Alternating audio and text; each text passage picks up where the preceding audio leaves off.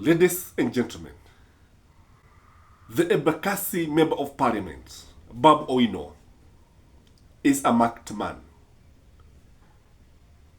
Embakasi Member of Parliament is causing ripples in politics of Kenya.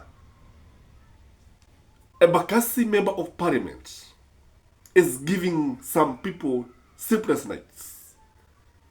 Among the political heavyweights who are having sleepless nights because of BABU OWINO are Raila Odinga, Stephen Kalonzo Musyoka, Ali Hassan Joho, Wycliffe Obetsa Oparanya, and William Samoei Ruto. These people are worried about the rising star of BABU OWINO. It is here that I want us to discuss the reason why BABU OWINO is attracting a serious conversation around him. So if you're joining this channel for the first time, this is Gachie Skyman, and please, I request you one thing. At this point, give me a like. As you watch the video, please give me a like. And for those who have been asking how they can reach me, I'll give my number there so you can actually reach me. Number one, in my view, why BABU OWINO is attracting a serious conversation around him is because Raila Odinga is leaving.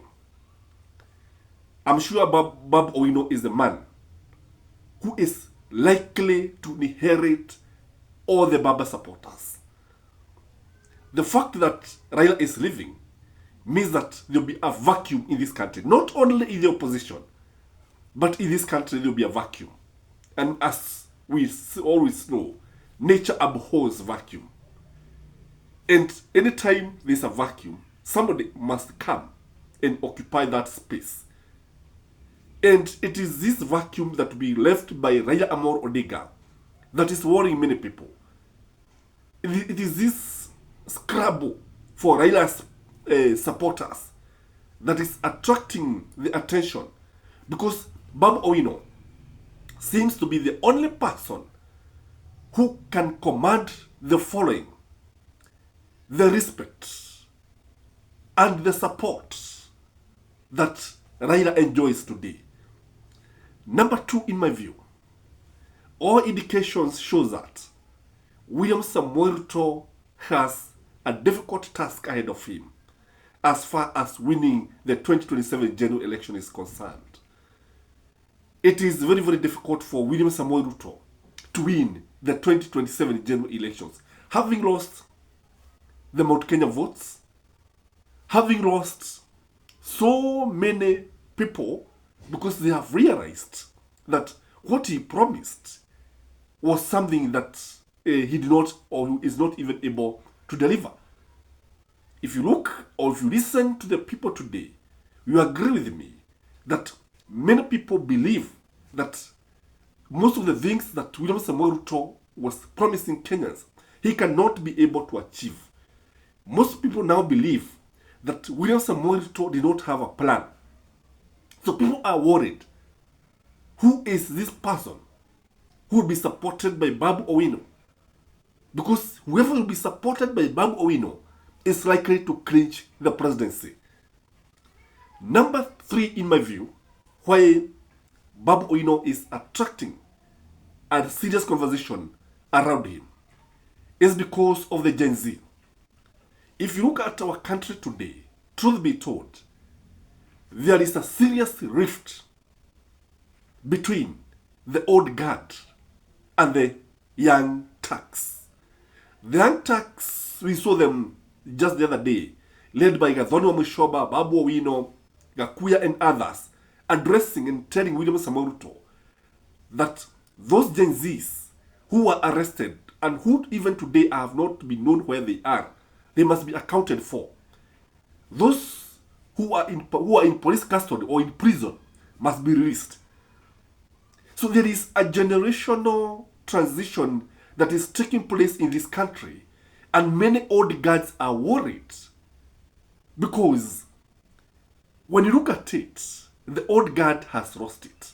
In fact, I've now been saying in this channel that the time for Ruto Gachagua, Raila, and others, Kina Kalonzo, their time is up.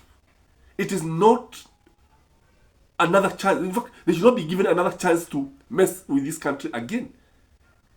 If you look at the transition that is taking place, the political transition, which is generational in my view, that is taking place in this country, people who are actually over 50 years are past sell by date as far as politics is concerned in this country.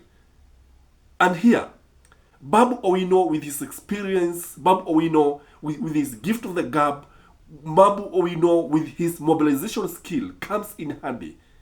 And the Gen Z are likely to rally behind Babu Owino. Ladies and gentlemen, there is also the issue of ODM.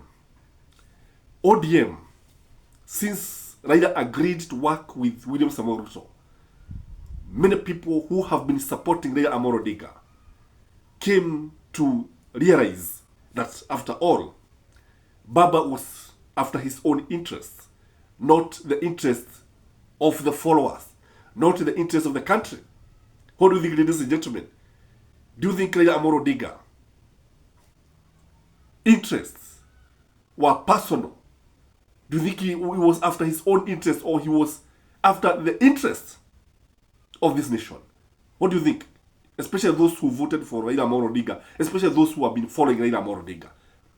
The fact that there is dissatisfaction among the voters, and the fact that Babu Owino has refused to recognize the national government, the so-called broad-based government, the mogul that was formed between ODM and Kwanza.